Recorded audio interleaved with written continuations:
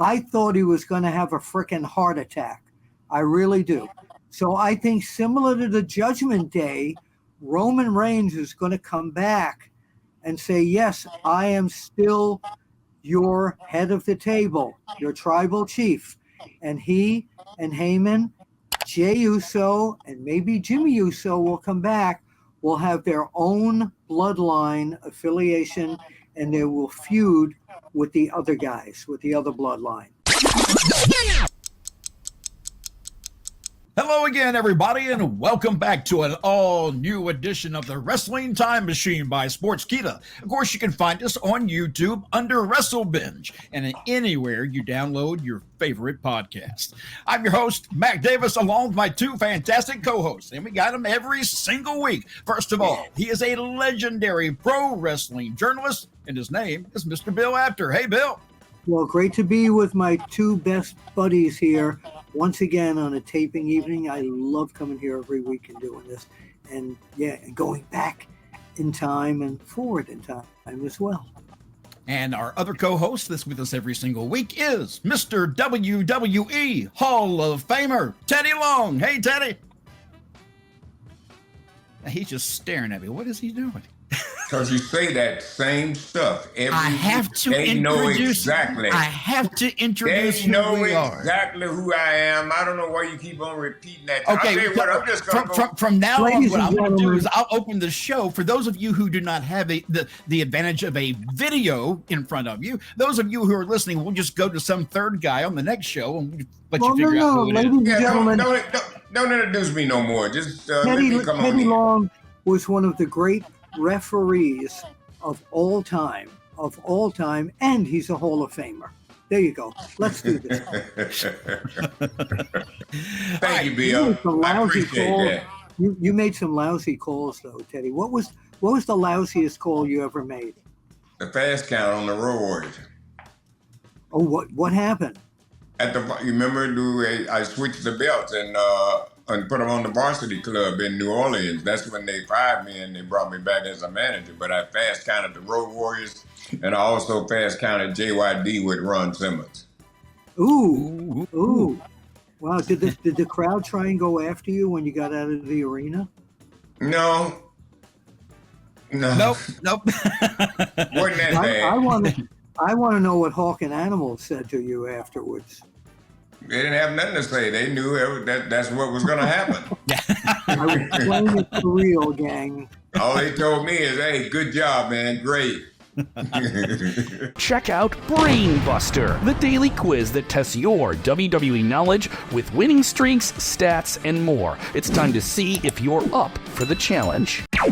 Let's talk about something that last week we brought up the fact about Uncle Howdy, the interview and the whole Wyatt Six coming out and going to Whataburger and everything else, and how much, you hated all that. So this is kind of interesting. This week, just recently, Rhea Ripley got married. Now, that's not a big surprise to a lot of wrestling fans. Most people know that her husband is Buddy Matthews.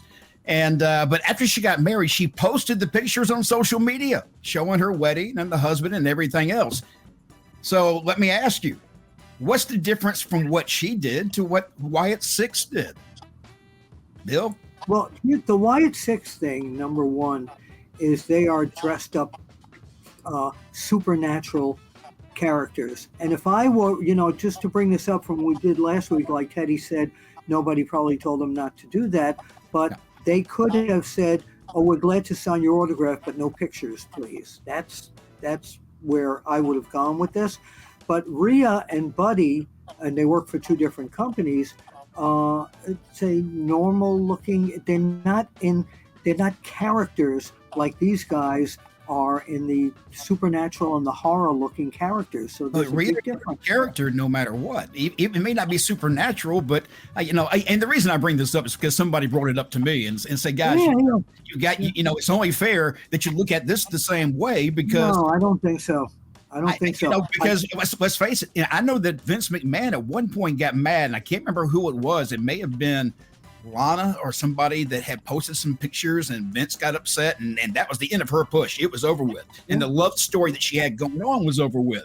So with Rhea Ripley and the triangle with Liv Morgan and Dominic and her, I've got to believe that that's not any better than what the worst thing about something like this, and Mr. Weston, my mentor, taught me this, is if you say that a wrestling woman or man are married, it kind of takes the sex appeal away, where you think, watching as a viewer, if you ever meet her, you might have a chance.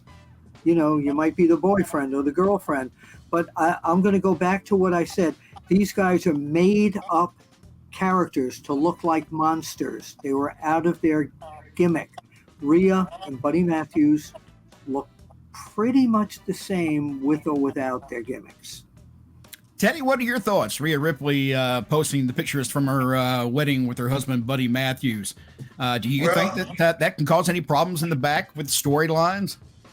Well, I mean, I should hope not. I mean, the girls get married and they want to celebrate their wedding. You know what I mean? And like I tell you all the time, this is not real. So I hope that wouldn't interfere with whatever they're going to do with her, because I think Rhea Ripley is a hell of a nice girl. She's a great worker in the ring, and she has a lot of heat. So we'll just have to wait and see what happens. But, you know, she's celebrating her wedding. She wanted people to know. And like I said, once again, guys, this is entertainment now. It ain't no more.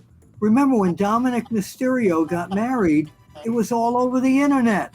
And now he's lying on top of Liv Morgan on Monday Night Raw. No. Liv Morgan's lying on top of him. Yeah. No, last night, when we're taking this on Tuesday, he was on top of her. I haven't watched who's on top of who, folks? What I'd like to know, and I was going to ask Bill this, you know, because he stays a little bit more in the loop than me. What's the plans now for Paul Heyman? That was my next topic. That's I swear. Okay. Because Paul Heyman, just to catch everybody up, for those of you who are watching, Paul Heyman on Monday Night Raw took a beating from the Bloodline, basically put out of the Bloodline. Friday on SmackDown. Go ahead, Bill. Yeah.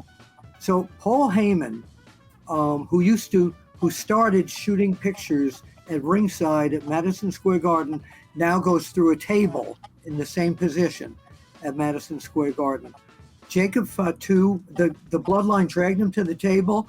Jacob Fatu did that incredible leap off the top ropes. Paul Heyman went through the table.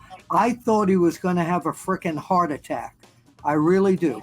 So I think, similar to the Judgment Day, Roman Reigns is going to come back and say, yes, I am still your head of the table, your tribal chief. And he and Heyman, Jey Uso, and maybe Jimmy Uso will come back, will have their own Bloodline affiliation, and they will feud with the other guys, with the other Bloodline. That's what I think is going to happen. But I'll tell you something. Paul Heyman ran ECW, and he was as hardcore as any ECW person was on SmackDown Friday night. He's not he's not afraid to take the bump. I'm shocked at his weight. At his weight. I was surprised that they allowed him to do it. Teddy, it honestly took. Teddy, did you get a chance to see this when they put him through the table? Yeah, I saw that. What did you think? Literally, I mean, these guys were working to get Paul up there in the air and make him go down, and so I mean, there's a lot of weight there. So yeah, that was a lot on Paul, and I was really impressed that he went through and did that bump. Let's talk about AEW while we still have some time here. Hold on a sec, Mac. What did you think of that whole thing? Well, I don't know, man. I really hate to comment on it, you know what I mean? Because we just really don't know the outcome. But I agree, though. And Teddy, my guess is that what Bill said is pretty much what we'll see. We'll see the original Bloodline get back together. They'll come back against a second version of the Bloodline, and that does make me get a little bit concerned when they started doing that, and we started seeing the separation of bloodlines. I hope this doesn't turn into an NWO thing where everybody's got their own little bloodline. Where we got this bloodline here, this bloodline. Don't overdo it. If we learned anything from the NWO, don't overdo that, please.